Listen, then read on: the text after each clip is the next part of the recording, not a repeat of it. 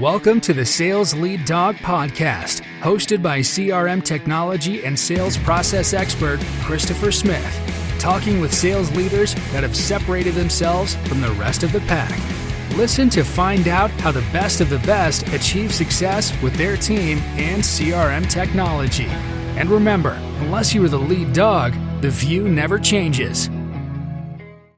Welcome to Sales Lead Dog. My guest for today is Erik Braden. Erik is the managing partner for Braden Business Systems. Erik, welcome to Sales Lead Dog. What's up, Chris? How you doing, man? I am doing really well. It's been a wonderful week, and I'm looking forward to the rest of it. Erik, tell me, you're managing partner at Braden Business Systems. Your last name is Braden. Tell me a bit about the business. Yeah, so last name on the building, not a coincidence. My dad started our company in '89. I'll tell you a little bit more about that here in a second. But we're basically a managed technology provider here in the Midwest out of Indianapolis. We serve nationwide, about 10,000 clients coast to coast. Really just got tired of hearing business leaders really struggle with technology kind of on their journey, so to speak, trying to achieve outcomes in their business and drive success and revenue growth, et cetera.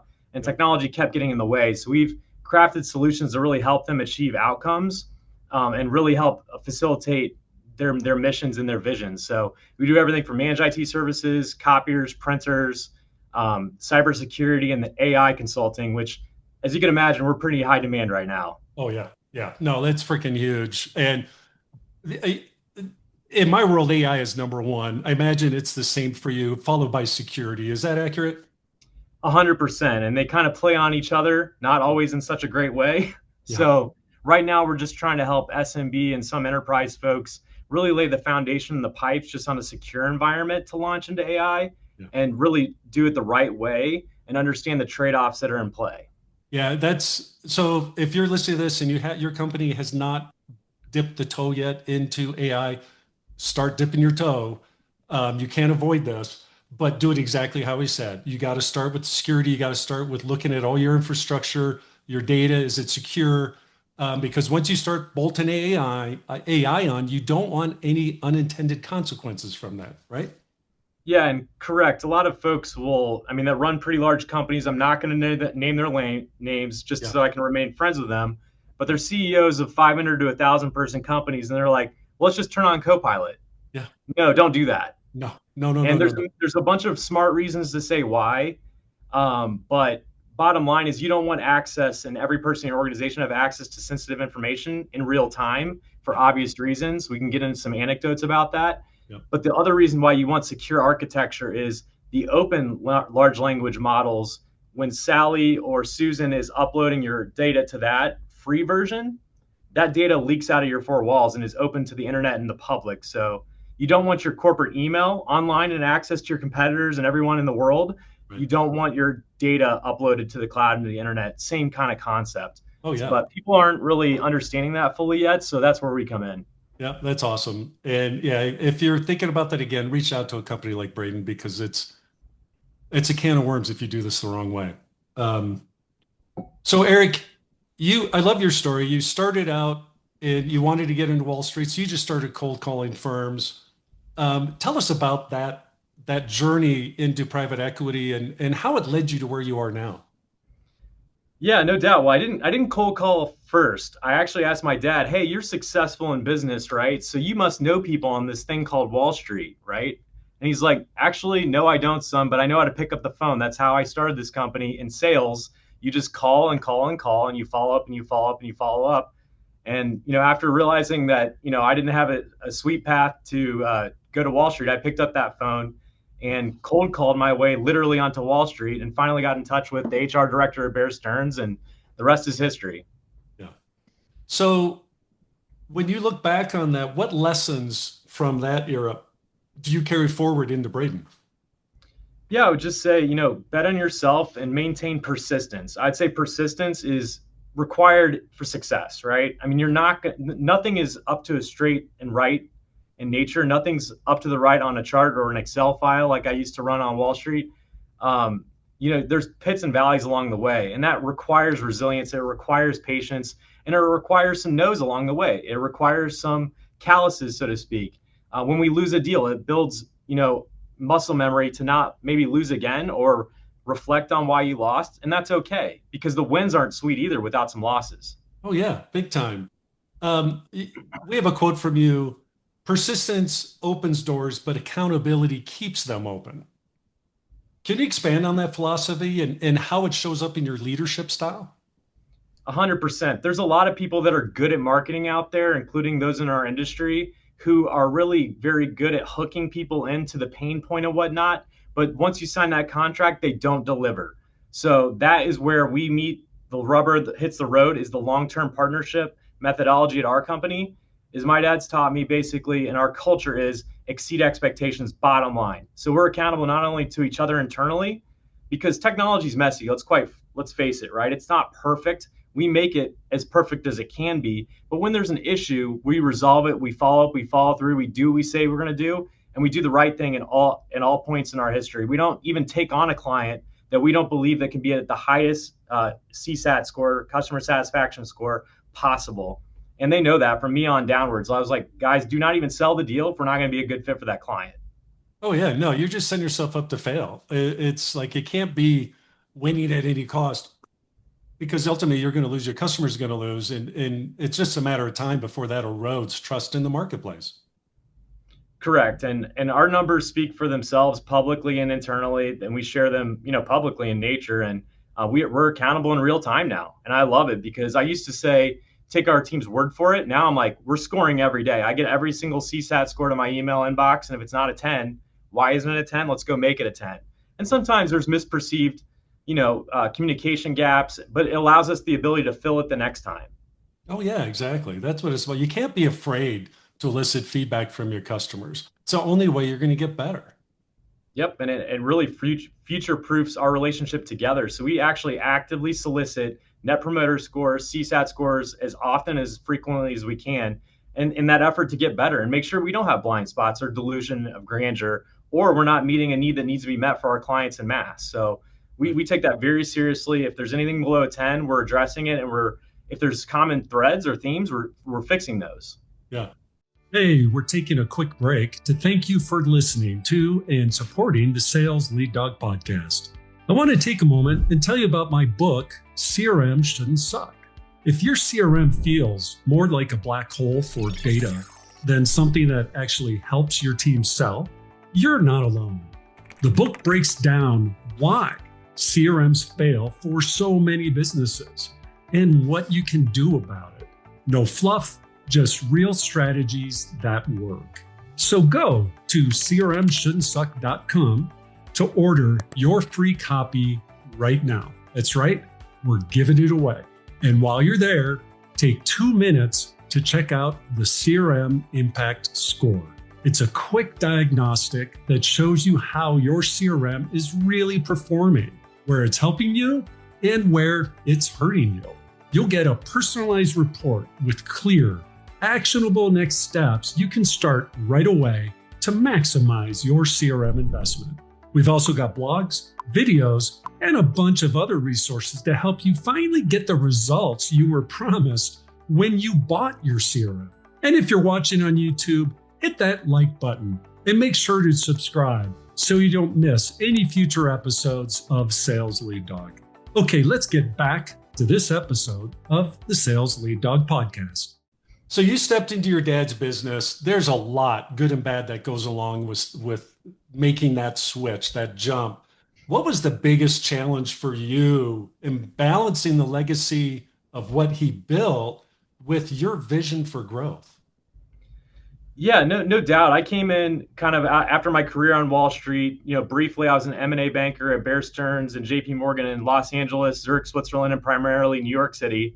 I worked for private equity after that, made junior partner at a firm in the middle market, and got to do about 70 transactions on the buy and sell side in a variety of capacities.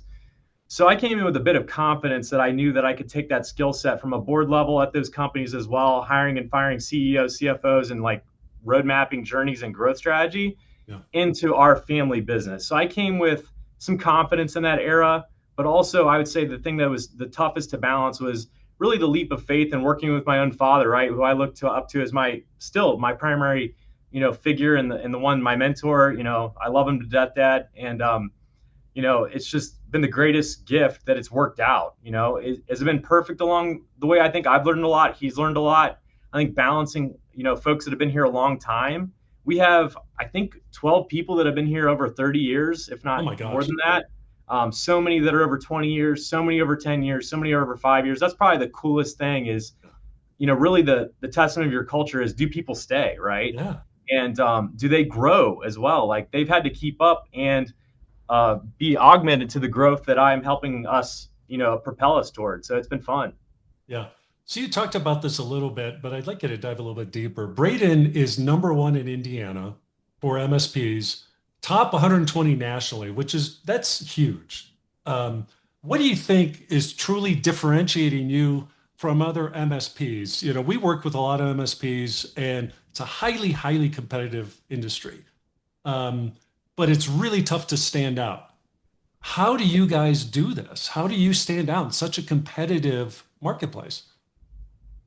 Yeah, I think it goes down to ultimately our core values. I think they resonate with the folks in our marketplace, and ultimately your reputation starts to flywheel itself if you do a good job. So referrals are a huge thing for our company.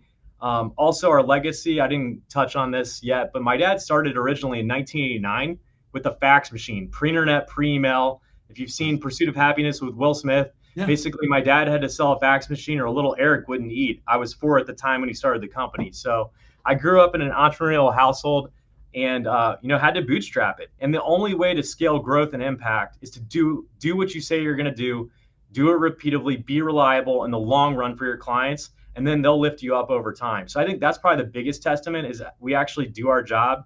We say we're going to do. A lot of MSPs make promises they don't deliver on. We only make the promises we're going to keep, period. End of story. That's it. There's nothing more. There's nothing less. We're going to do what we say we're going to do. And we're going to do it every time. Yeah, that, really resonates with me. In my world, I struggle with my business. We implement CRM. Same thing. It's really hard to differentiate. There's a lot of companies out there that really are good with the technology. They understand they're technically really, really good. And, for me, I sat back and I'm like, what is really making me different?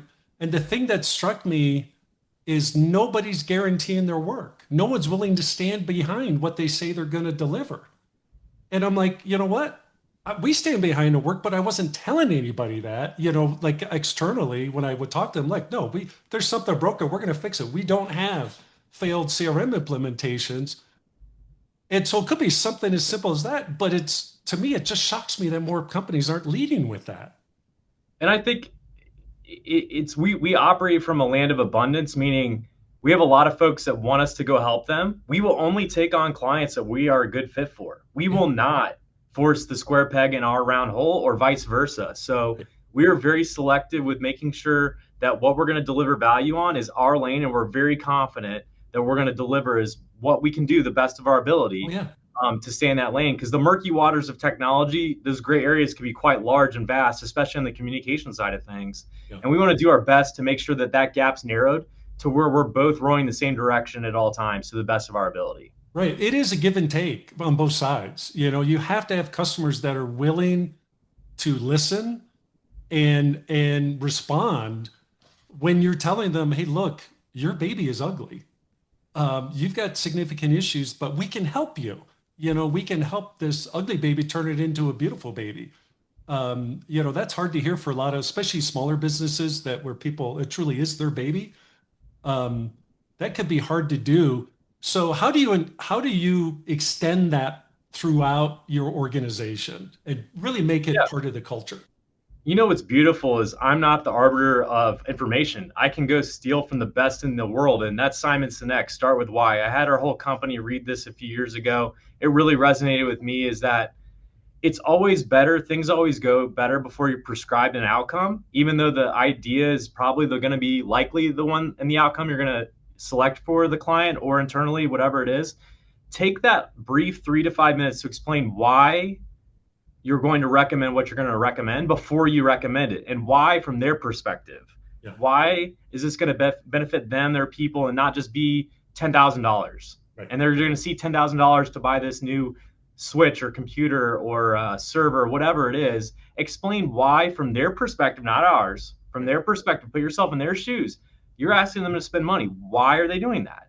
Yeah. And break it down to a non-technical conversation. Unless you're speaking to a technical person, then you can talk to tech, that's fine. But most people just want the brief explanation on why. Yeah. Why are you asking me to spend this money? And there is a good why. It's just we don't take the time to explain it. So that is, I would say, drilled into, our head, so to speak. I'm turning into my own father, repeating things several times. Now I understand why he does it. Yeah. Because, when you ask your kids to brush their teeth, mine still don't do it on the first time. Right. So I'm getting there, but, it's just people require some repetition, and you embed it in the culture at some point once you have that repetition. Yeah, I'm a huge believer in what's your why. Like you have to have that and it's in all aspects of your business, both internally and externally, that nobody buys technology. No one buys a, really multi-$100,000 potentially technology platform because they love technology. They're doing it because they're looking for an outcome, a specific way to help their business. And if you're not connecting the dots for them, forget it. So I think that's a piece of our secret sauce, is connecting the dots on a communication standpoint. That's just one example of that. But we connect that from the first time they meet us to the outcomes we drive for them. We try to close the loop on, and it's true, right? It's just, I feel like there's most people that are disconnected from that aspect. And I think that's huge. I think that makes all the difference in the world, is communication. Oh, it is. It's absolutely fundamental, because they just want to know. They don't need a super complex explanation. They just want, say it to me in terms I can understand, where I can connect the dots in my own head, and okay, this makes sense. I'm gonna get to that place I want my business to be. And I was the most guilty one in my past before I had this epiphany, is like, hold on, why don't people understand what I understand at this moment in time? Well, they got to catch up a little bit. Not that they're behind, but they're behind where my mind is at. Right. And that's okay. Take the moment. It's going to be worth it, I promise you, because then they're going to buy in on their own idea, and then the outcome, and they take ownership of that too, right? So then they tie that it's their idea as well as ours, and it's the right thing we're going to do together. Yep. In your about section on your website, you talk about the fears leaders face around technology. Can you talk about some of those fears and how you address those in your sales process? Yeah, we're actually trying to take it before the first time appointment journey. So in our marketing team, I'm really trying to identify what are those fears and pain points that the likely audience is experiencing, whether they're with another MSP or they have internal IT challenges. And it really comes down to, several categories of things for people. It could be, not feeling very confident in their cyber posture, right? You see a lot of things on the news that happen. You don't want to be in the news in that regard by any means.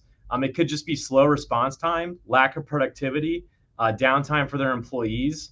It could be the lack of communication they're getting from their MSP. So another thing I haven't mentioned yet is we provide a lot of strategy and road mapping with our MSP. So we provide roadmaps for all of our clients. Some are more robust than others. Others that are more enterprise level accounts, they might have a more robust frequency of road mapping together, possibly even weekly. We're meeting with their C-suite, and others might be, 2 times a year, maybe quarterly, which may be a bit overkill for an SMB. But they see a lot of value in the road mapping, best practices. And we also have folks that go out there on a regular basis and assess their environment every quarter, if not more frequently, to uncover the red, green, yellow aspects of their environment to bring those top of mind. We also help people with their cyber insurance policies, making sure they're in compliance with those. Yeah. That's a huge thing that would keep me up at night, certainly not being compliant, because what happens is that's your last line of defense. And if you're out of compliance, and just a simple example, you don't have MFA on one server, the insurance policy will just deny your claim. That's it. You're out. You paid all these, hundreds of thousands or millions of dollars historically. It doesn't matter. They're going to keep your premiums. They won't pay when the ransomware hits. So being compliant, people think just paying the premium protects them. It does not. It's a 50% denial rate right now. So that's another thing. You want to make sure you're compliant with us or with somebody checking that knows what they're doing. And don't take, I think we're compliant as an answer, because you're not. No. Yeah, you kind of buried the lead there. 50% denial rate? 50%. It used to be 100%, not denial rate. It used to be 0%. Right. and they used to accept anything. Now they try to get out of it. I mean, like any other insurance program yeah. you've ever been a part of, health insurance is getting denied. Yeah. Cyber is no different. And they'll Yeah. find any reason they require forensics. So they'll go in and they'll check logs, history, etc. And they will not approve the claim. They try to get out of it. Again, it's 50% of the time these days. Yeah, you have to protect yourself. You absolutely do. If a sales leader that's listening today feels their team has fallen into mediocre or maybe transactional habits, they're becoming order takers, in other words, what's the first step they should be taking to shift to a more rebellious, community-driven approach? That we're going to talk about the sales rebellion here, and I'm kind of teeing that up, but what should I be thinking about to shake things up? Yeah, I mean, I think you've kind of buried the lead there yourself a little bit. I did. I sure did. We kind of, myself and Dale Dupree, I'll take very little credit here, but I reached out to Dale Dupree from the sales prior to the sales rebellion in 2018. He was down in Orlando, Florida at the time. Hi, Dale. I know you're going to see this, buddy. We just talked yesterday, but I'll do my best to butcher the story. You can fill in the gaps when I mess up here. But yeah, I reached out to him when he was called the copier warrior. As you know, Braden is in the copier industry. We still are one of the largest in the country around copiers, printers, managed print services. Yeah. And I just thought it was so cool what he was building for his own personal brand, if you want to call it that. Yeah. Personal branding wasn't a thing back in 2018. It was certainly not in the copier industry, and certainly not in B2B, quite frankly. There wasn't these podcasts. There was very little of this going on. Yeah. So I thought, was the most innovative, creative approach to make, I would say, a boring industry at times, copiers, right? Making that fun, exciting, engaging. And I'm like, I want to be sold to by this guy. Yeah. I want to be sold a copier by the copier warrior. That would be cool. Yeah. Rather than the opposite is, here's my business card. My name is Erik. Nobody wants to buy that. Right. And nobody wants to talk to a salesperson. No. Oh, whoa, sales. Oh, hang up, Yeah. There's almost like kryptonite, like Superman, so to speak. So I just thought that was so cool. I reached out to him actually cold. We got on the phone. I'm like, hey, what you're doing translates industries, my friend. Your philosophy on pattern interrupt marketing, we coined some terms around it. He made it an entirely new thing, the crumpled letter. The guy's an absolute genius. Highly follow the Sales Rebellion, Dale Dupree. He's a close friend, but I mean, it's going to change your life. It's going to change your business. It's going to change your results and actually make something work for once. And at the end of the day, you do have to put in the reps. You have to put in the volume. You can't just wake up and make 2 calls and hope for success, but you can make those calls smarter. Yeah. You can give a reason why you're calling. That's another sales rebellion terminology. And there's whole courses on this. Yeah. I'm not going to bury the lead. Check out the site and learn more there. But there's so many people, thousands at this point, who have tried that methodology and had massive success. So I'd start there. There's other frameworks that I'd buy into, but that's the one I'm closest to in our space that I've seen work. Yeah. And so the website's thesalesrebellion.com. So we'll give you that to you again at the end of the show. But the reason why I brought it up now is a lot of the MSPs we're working with, they're doing so much to generate leads for their business, funnel them to the sales reps to go out and engage with these people, but they're not seeing results. I think too many sales reps, I sent them an email or I tried calling them a couple of times. They never responded to me and they give up. As a sales leader, how do I shift that to where it's like, guys, no, you got to keep after them. You got to go back to being persistent. You got to keep following up. How do you tackle that as a sales leader? I think it all comes down to psychology. And what I mean by that is try to put yourself in the other person's shoes. It's unlikely the most important thing they're working on at that moment in time. So what I mean by that is, how do you get in front of them to make it important to them?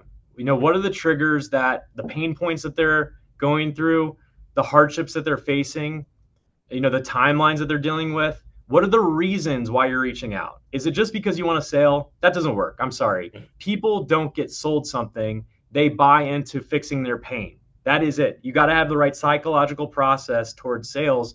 And it's got to be from a servant mentality, service mindset. You need to be really truthfully, you got to ask yourself, do I have commission breath, or do I really want to serve this person on the other side of the room? And the best salespeople, they operate in that motion and they show up genuine. The person on their side, shockingly, they can tell the difference. Oh, yeah. Yeah. No, I can. It's funny, the people that call and they'll start talking to me, they tell me the wrong things about my business, or they'll mispronounce the company name, or they'll just say something wrong. And I'm like, how much time did you actually spend researching me before you called me and asked me to give my time, which is valuable, to you? It takes homework. It takes some, you got to put in the effort. It comes down to like, do you really care? Do you really have respect for people? Or are you just trying to spray and pray for your own selfish means? Right. Oh yeah. Yeah. Yeah. So that AI is, I'm really, I'm on the CRM side of things, and AI is really transforming CRM and selling. Mhm. What do you see as the positives to that and the negatives to that? A lot of negatives. There's definitely some positives. I think that it could help you create and go a bit faster, but I caution people to just go in and use that as their complete 100% filter. I think it can help for my own personal journey. Some examples. I'm posting on LinkedIn more frequently. I was taught by Dale Dupree years ago. Thank you, Dale. I mean, he's a master of LinkedIn. He does a phenomenal job. He does it from the heart, and he probably doesn't even use AI. Calling you out, Dale. Let us know. But yeah, I certainly use it. I'm not a beast of a writer like he is, so it's just not my natural born skill set. But it does help me take the concepts Right. and reorganize them into a framework that works. But I still provide the meat of the conversation. You got to maintain humanity in sales. Yes. Nobody wants to buy from a robot. I certainly don't. I think that's kind of terrifying that all these multinational corporations are going to just be robots we're going to be sold to, and we're all going to be stuck in our houses.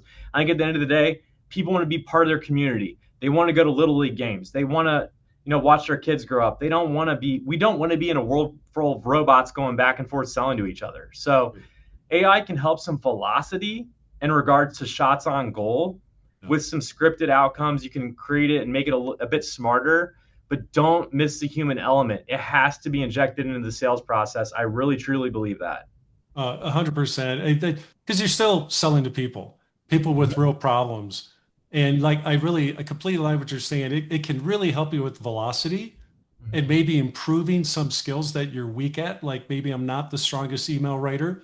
So maybe if I get good at prompting AI, it can help me craft an email that resonates with my voice and my intent. But it doesn't replace the human touch. There's no way, especially if you're doing any kind of complex sales. It's just there's no way. So how are you guys trying to leverage AI today as an MSP as a tool to differentiate? Yeah, more ways than I can count, but some off the top of my head is we've integrated into our help desk, so we're driving faster tier one ticket outcomes for clients. So, just for instance, onboarding, 50 users at a time used to maybe take it 30 minutes to an hour per user. Now it can be done in 3 minutes per user. So that saves the client time and it saves us time, which is a Yeah. win-win. That's a true partnership outcome. That's just one example on our help desk. At scale, it's saving hundreds of hours a month, right? Yep. That's one example. We're automating payables technology, so everything around accounting. So rather than having people chase people for collections, there's automatic APIs and AI around that. We also resell that and help other operations. That's the other thing I want to say about Braden is we really do. We've been doing business process optimization for years. So we touch more than just the IT aspect of your business. We really bring either ourselves or our partners in to solve any business challenge that you have. And Yep. what's crazy is now all businesses are technology companies, are they not? Yeah. Oh yeah. So, so I think that is where we come in. Is it's not just one aspect. I think AI applications are like by business unit, if you will. Yeah. Our marketing department, you're closer to that, is used very heavily to Yeah. again increase velocity, Yep. but we remain human. Yes. Yeah. That's what it's all about.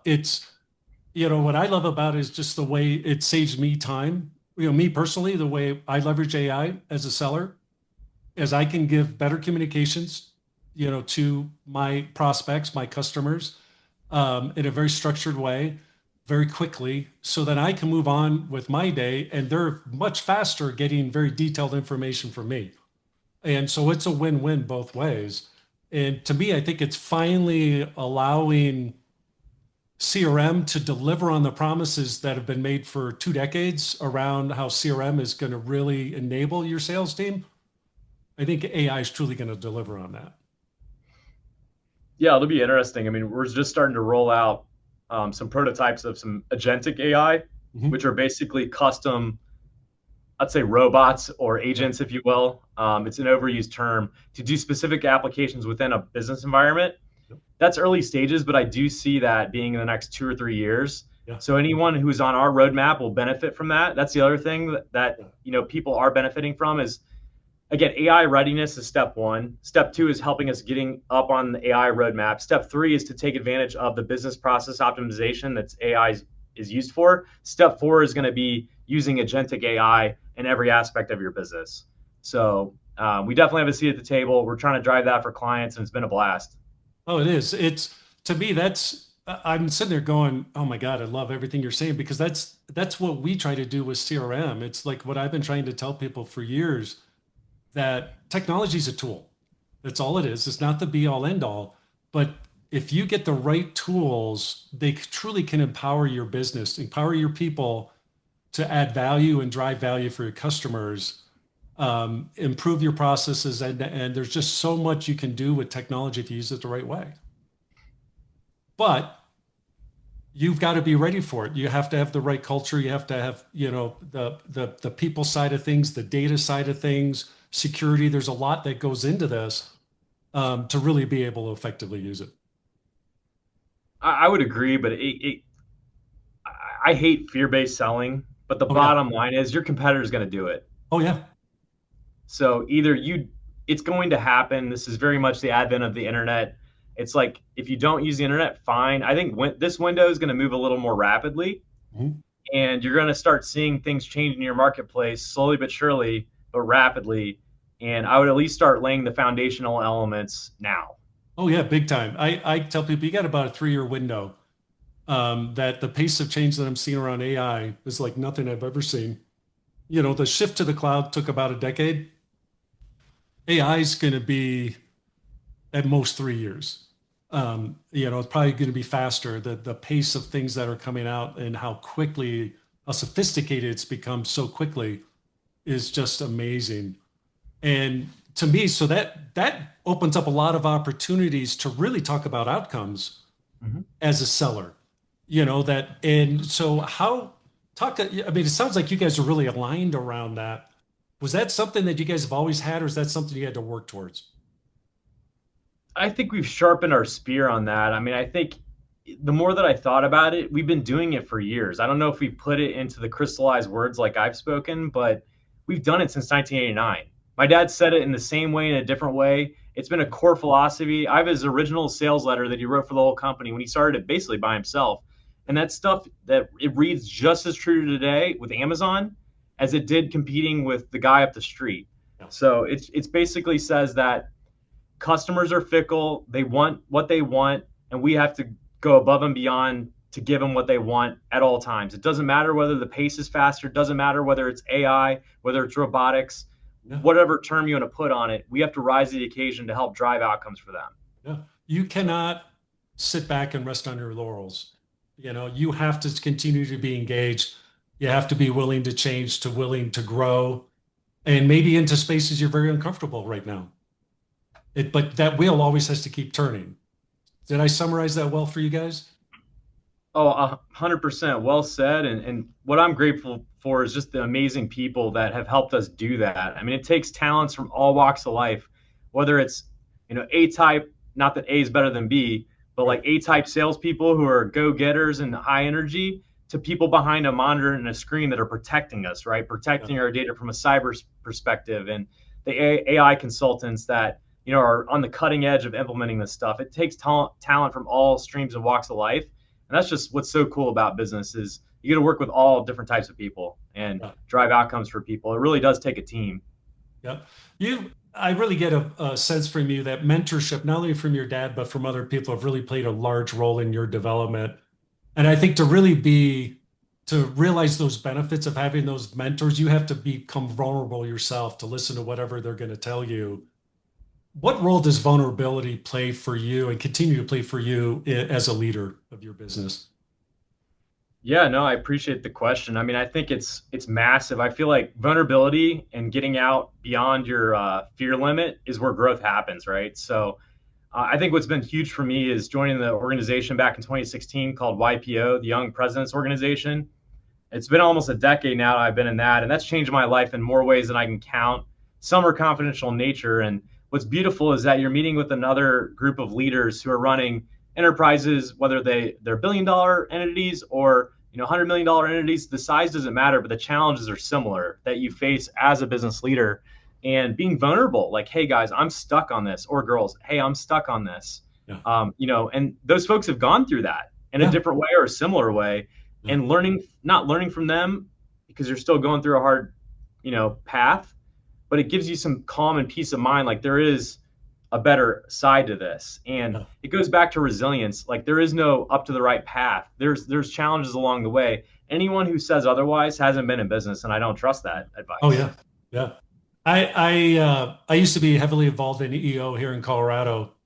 And when early on people were saying, hey, if you're going to get the most out of this, you need to be able to get naked fast, just bare your soul. It was really hard for me to do.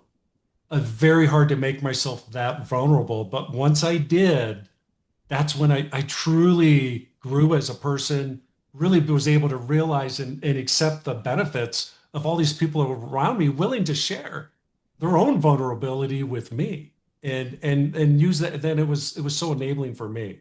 It really is an incredible experience to go through something like that. It is. It's a shared kind of, you're sharing a journey with folks that you know, like, trust, and respect. And again, I've only cried a couple times too. I'm not going to get too much into that. Yeah. But it's where growth happens. Like I said, emotional intelligence growth, being vulnerable, it makes you realize, like, it gives you confidence to some degree because it's like, okay, they're human too. They're not this, billion-dollar person with no problems. They have challenges too. Sometimes even more crazy. Yeah. So it's okay. And you don't feel alone. It's like, God, I'm not the only one. There's so many people who have been down this path already and they made it. So I should be able to as well.